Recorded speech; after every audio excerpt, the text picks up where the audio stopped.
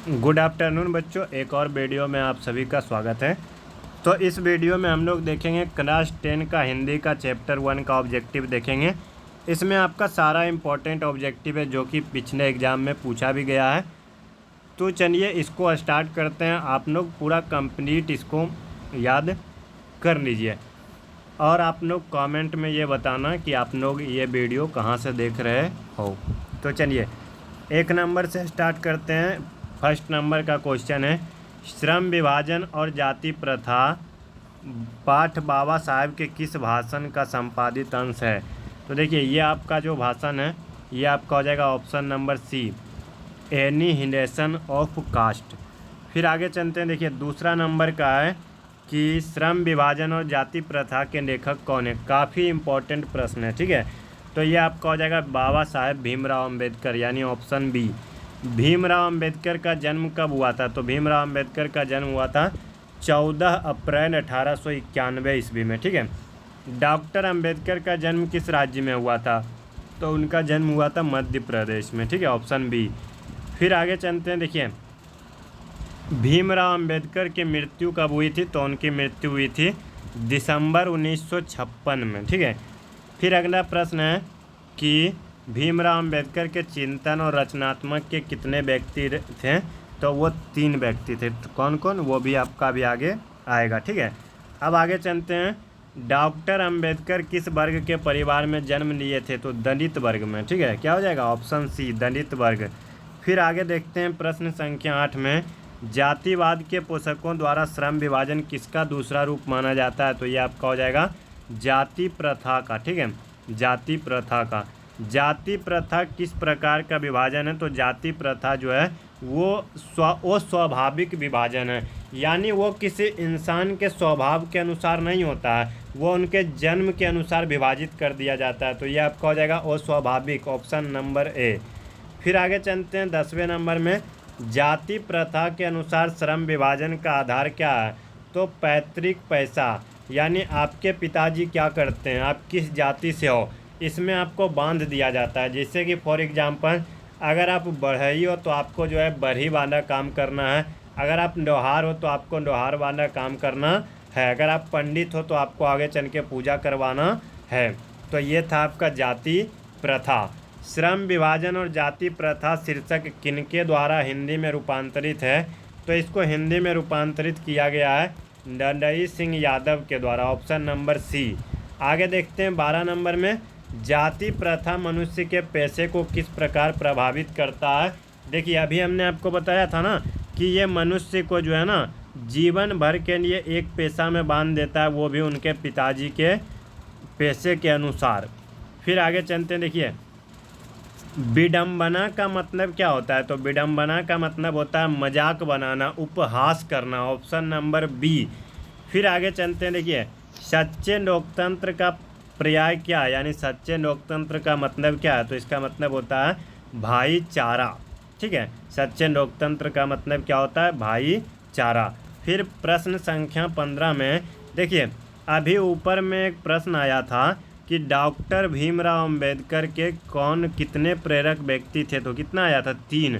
अब अगर आपसे पूछेगा कि वो तीनों के नाम क्या थे, तो बुद्ध, कबीर और ज्योतिबा फूले। तो ये आपका हो जाएगा option number C, Buddha, Kabir और ज्योतिबा फूले। अब आगे चलते हैं प्रश्न संख्या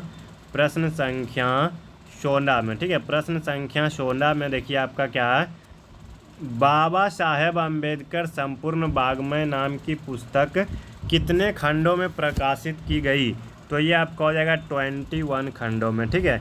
लाहौर का वार्षिक सम्मेलन कब हुआ था। तो लाहौर का वार्षिक सम्मेलन हुआ था 1936 में। डॉक्टर भीमराव अम्बेडकर की रचनात्मक प्रेरक व्यक्ति कौन थे। तो रचना के प्रेरक व्यक्ति थे ज्योतिबा फूले। किनके प्रोत्साहन पर बाबा साहेब उच्चतर शिक्षा हेतु न्यूयॉर्क गए। तो देखिए ये आपका हो जाएगा बड़ौदा नरेश, ठीक है, बड़ौदा नरेश।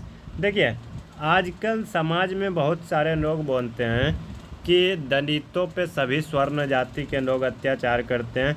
तो देखिए हमेशा ऐसा नहीं था, हर कोई व्यक्ति एक जैसा नहीं होता। आपके सामने में यहाँ पर है बड़ौदा नरेश, जो कि एक सामान्य वर्ग के व्यक्ति थे।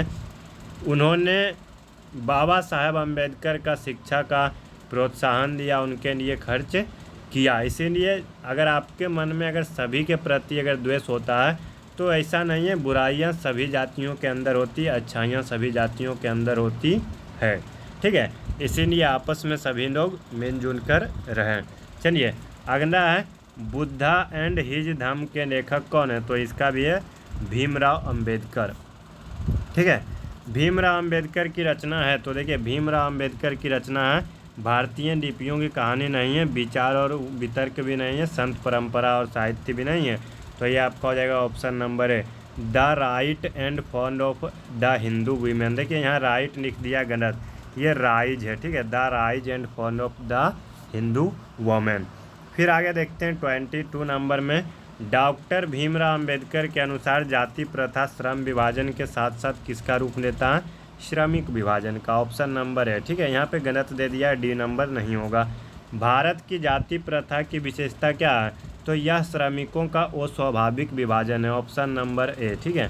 जाति प्रथा स्वाभाविक श्रम विभाजन नहीं है क्योंकि यह मनुष्य की रुचि पर आधारित नहीं है, ऑप्शन नंबर डी हो जाएगा, यह मनुष्य की रुचि पर आधारित नहीं है। फिर आगे देखते हैं लेखक आज के उद्योगों में गरीबी और उत्पीड़न से भी बड़ी समस्या किसे मानते हैं, तो ये आपका हो जाता है जाति विभाजन, यानी निर्धारित कार्य को और रुचि के साथ व्यवस्था बस करना। जैसे कि देखिए फॉर एग्जाम्पल आपको जो है ना, आपको लोहा वाला पीटने वाला काम पसंद नहीं है, लेकिन आपको आपके जाति के अनुसार उसी काम में आपके पिताजी बांध दें, तो बताइए क्या आप उस काम को ढंग से करोगे, नहीं करोगे। ढंग से नहीं करोगे, आपको पैसे नहीं मिलेंगे, आपको पैसे नहीं मिलेंगे, आप भूखे रहोगे, आप गरीबी और उत्पीड़न में आगे बढ़ते जाओगे, ठीक है। चलिए फिर अगला प्रश्न है कौन सी व्यवस्था मनुष्य के प्रशिक्षण अथवा उसकी निजी क्षमता का विचार किए बिना उसकी पेशा निर्धारित कर देती है, तो ये आपका हो जाता है जाति व्यवस्था। आधुनिक मनु कहा गया है, तो देखिए आधुनिक मनु कहा गया था डॉक्टर भीमराव अंबेडकर को, ऑप्शन नंबर डी। संचारित का अर्थ क्या होता है, संचारित का अर्थ होता है प्रवाहित यानी चलाना, ठीक है। फिर आगे चलते हैं लेखक की दृष्टि में विडंबना की बात क्या है, तो लेखक की दृष्टि में विडंबना की बात है कि आज भी जातिवाद के पोषकों की कमी नहीं है, ऑप्शन नंबर ए। लेखक की दृष्टि में आदर्श समाज कैसा होना चाहिए, जिसमें स्वतंत्रता, समता और भ्रातृत्व का भाव हो, न कि एक दूसरे के विरुद्ध ईर्ष्या हो, न कि एक दूसरे के विरुद्ध लड़ाई करने का विचार हो, ठीक है। सभी को एक दूसरे के विरुद्ध भ्रातृत्व का भाव होना चाहिए, सभी को स्वतंत्रता का अधिकार मिलना चाहिए और सभी को समता का अधिकार मिलना चाहिए। चलिए इसके बाद देखते हैं 31 नंबर में। देखिए 31 नंबर में लेखक बेरोजगारी और का प्रमुख और प्रत्यक्ष कारण किसे मानते हैं, जाति प्रथा को, option number C. Doctor Bhimrao Ambedkar का जन्म कहाँ हुआ था, तो महू जिला के मध्य प्रदेश राज्य में भीमराव अंबेडकर जी का जन्म हुआ था। चलिए अगला प्रश्न है डॉक्टर अंबेडकर ने किस पत्रिका का संपादन किया था, बहिष्कृत भारत, ऑप्शन नंबर सी। भारतीय संविधान के निर्माता के रूप में हम किन्हें जानते हैं, तो भीमराव अंबेडकर जी को हम लोग भारतीय संविधान के निर्माता के रूप में जानते हैं। डॉक्टर अंबेडकर का वाङ्मय हिंदी के कितने खंडों में प्रकाशित किया गया है, 21, ठीक है। आगे चलते हैं आधुनिक सभ्य समाज कार्य कुशलता के लिए किसे आवश्यक मानता है, तो देखिए श्रम विभाजन को, ऑप्शन नंबर ए। क्योंकि देखिए कुछ लोगों का मानना है, कुछ सभ्य समाज में मानना है कि अगर श्रम विभाजन नहीं होगा तो हमारे समाज में जो है ये बैलेंस ख़त्म हो जाएगा, इसलिए श्रम विभाजन ज़रूरी है। डॉक्टर भीमराव अंबेडकर के पिताजी का नाम क्या था, तो पिताजी का नाम था रामजी सकपाल, ठीक है। फिर आगे हम लोग बढ़ते हैं बच्चों प्रश्न संख्या 38 में। डॉक्टर अंबेडकर की माता का नाम था, तो देखिए डॉक्टर अंबेडकर, एक मिनट कहाँ चला गया, देखिए डॉक्टर अंबेडकर की माता का नाम था भीमा बाई। डॉक्टर अंबेडकर ने PhD की उपाधि कब प्राप्त की? 1916 ईस्वी में। ठीक है, अब आगे चलते हैं। The caste in India where mechanism किसकी रचना है? भीमराव अंबेडकर की। मुख्य नायक क्या है? तो देखिए मुख्य नायक जो है ये आपका पत्रिका है, ऑप्शन नंबर बी। आधुनिक सभ्य समाज में कार्य कुशलता के लिए किसको आवश्यक माना गया है? श्रम विभाजन को। ठीक है, किसको आवश्यक माना गया है? श्रम विभाजन को। जाति प्रथा भारत में किसका कारण बनती है? बेरोजगारी का। प्रश्न option number B. Baba Saheb का विख्यात भाषण इनमें से कौन सा है? तो देखिए भारत भक्त ऑफ कास्ट ये नहीं है, नकेन के प्रपद नहीं है, एनिहिलेशन ऑफ कास्ट, और ये जो कहानी है इसी से ली गई है। भीमराव अंबेडकर ने किसकी रचना की? बहादुर की रचना अमरकांत ने की। नाखून क्यों बढ़ते हैं हजारी प्रसाद द्विवेदी ने की। भारत से हमने क्या सीखा? मैक्स मूलर ने किया। तो ये आपका हो जाएगा जाति प्रथा और श्रम विभाजन। श्रम विभाजन और जाति प्रथा कौन सी विद्या है? तो ये आपका निबंध है, ऑप्शन नंबर बी। सभ्य समाज श्रम विभाजन के लिए किसको आवश्यक मानता है? कार्य कुशलता के लिए। किसको आवश्यक मानता है? कार्य कुशलता के लिए। भारतीय संविधान के निर्माण में महत्वपूर्ण भूमिका किसकी है? भीमराव अंबेडकर की, ऑप्शन नंबर ए। तो इस प्रकार से चैप्टर फर्स्ट का 48 ऑब्जेक्टिव हमने आपको बता दिया। और बताइए कि क्या आप लोग इस प्रकार से हर सब्जेक्ट का, हर चैप्टर का, हर एक्सरसाइज का क्या आप लोग ऑब्जेक्टिव चाहते हो? तो कमेंट करके बताइए।